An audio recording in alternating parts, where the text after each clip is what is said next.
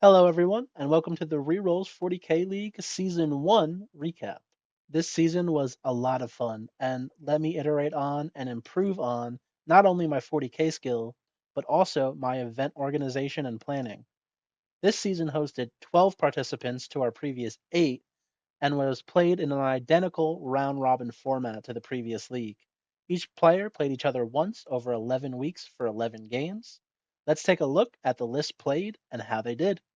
At 12th, we had an unfortunate dropout in the beginning of the season. They were going to play the Adeptus Sororitas, but had to bow out before playing any games.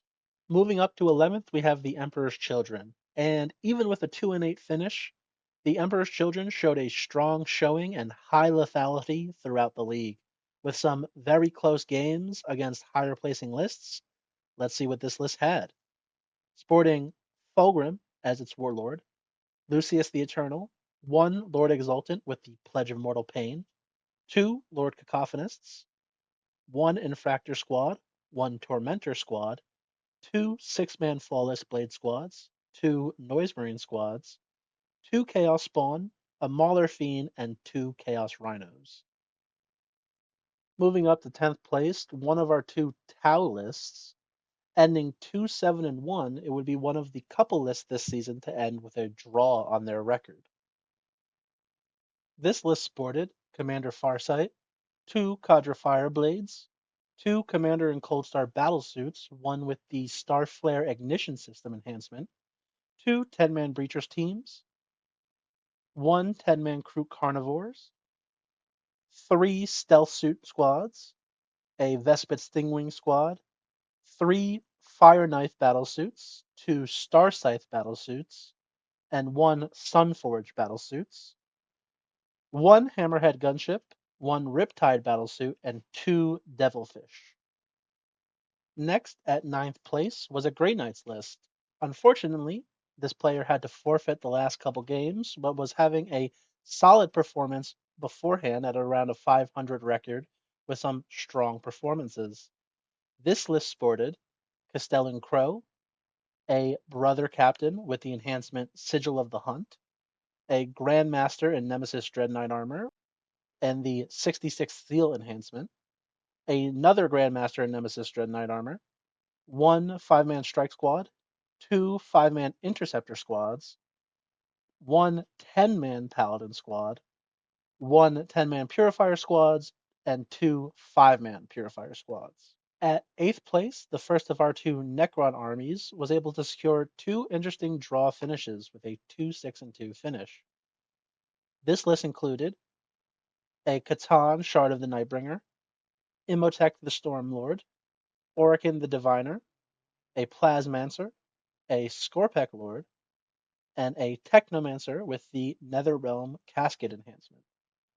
10 Immortals, 20 Necron Warriors, 5 Deathmarks, 5 Flayed Ones, 3 Skorpek Destroyers, 6 Canoptic Wraiths, 1 Canoptic Reanimator, and 2 Doomsday Arcs. Up at 7th was the Dark Angels. They went through a ton of changes this league and were able to climb back from a really slow start. This list included Azrael, Lionel Johnson, a captain with the Honor Vehement enhancement, a captain in Gravis armor with the Artificer armor enhancement, and a Judiciary. A 5-man Intercessor squad, a 5-man Deathwing Knight squad, 5-man Infiltrator squad, 3 6-man Inner Circle Companion squads, 1 Scout squad, and 1 Land Raider Redeemer. Moving up to the top half of the bracket at 6th was the second of our two Tau armies.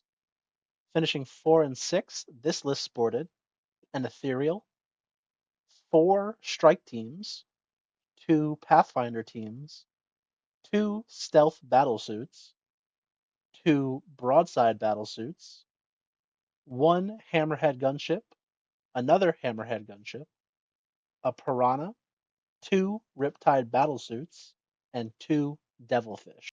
At 5th place were the Blood Angels. They had a rough start, but made some good adjustments towards the middle of the league and were able to get some really strong performances at the end to finish 4, 5, and 1. This list sported Chief Librarian Mephiston, Commander Dante, the Sanguinor, a captain with jump pack, a chaplain, and a lieutenant with combi weapon. 1 5-man intercessor squads, 2 5-man assault intercessor squads with jump packs, 1 6-man blade guard vet squad, 1 5-man infiltrator squad, 2 sanguinary guard squads, 1 outrider squad, a ball predator, a vindicator, and an impulsor. At fourth place was the second of our two Necrons lists.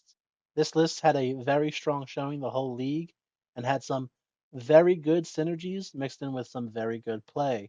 Finishing strong at 7-3, this Necrons list consisted of a Catan Shard of the Nightbringer, Imhotep the Stormlord, Orokin the Diviner, a Plasmancer, a Skorpek Lord, and a Technomancer with the Netherrealm Casket. 10 Immortals, 20 Necron Warriors, 5 Death Marks, 5 Flayed Ones, 3 Skorpek Destroyers, 6 Canoptic Wraiths, 1 Canoptic Reanimator, and 2 Doomsday Arcs. Into our top 3 placers, we have the Salamanders at third. Using a mixture of Forgefather Seekers and Firestorm, this list played very well the entire league, mixing Space Marine utility and the Torrent weapon lethality, being the only list to knock down first place, ending 8-2. This list sported Adrax Agato, Vulcan Hastan, an Apothecary Biologus, 1 Captain in Gravis armor, 1 Lieutenant with the Immolator enhancement, 1 5-man Intercessor squad, 1 6-man Aggressor squad, 1 6-man Blade Guard Veteran squad, 10 Infernus Marines, 2 Land Raider Redeemers, 1 Redemptor Dreadnought, and 1 Repulsor Executioner. Finishing at second was the Thousand Suns. Even after the nerfs to the psychic tests, this list was able to push through, ending at 8-2. This list sported Armin, Magnus the Red, a Demon Prince of Zneach with wings, with the enhancement Eldritch Vortex of Ataf, 1 Exalted Sorcerer with the enhancement Incandium, and 1 Sorcerer in Terminator armor. 1 10-man Rubric Marine squad, 1 10-man Scarab Occult Terminator squad, 10 Zangors, 3 Chaos Spawns, 1 Mutalith Beast, and 1 Chaos Rhino. And finally, for first place, we have Angron and the Angry Boys. They were on a rampage this league, losing only to the Salamanders. They absolutely dominated the league, winning most of their games by 40 points and more, finishing at a very strong 9-1.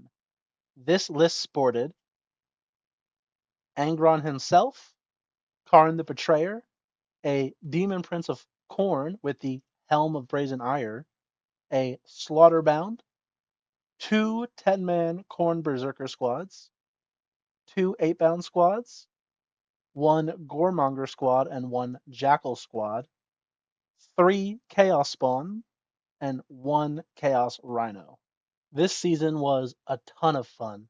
Every returning player saw some great improvements, and the new players really came in and competed. This was an awesome group of gamers that led to another great season of 40K play. And that's about it for this one. Reroll Season 2 is starting here on December 1st. We have changed to a 2-stage format.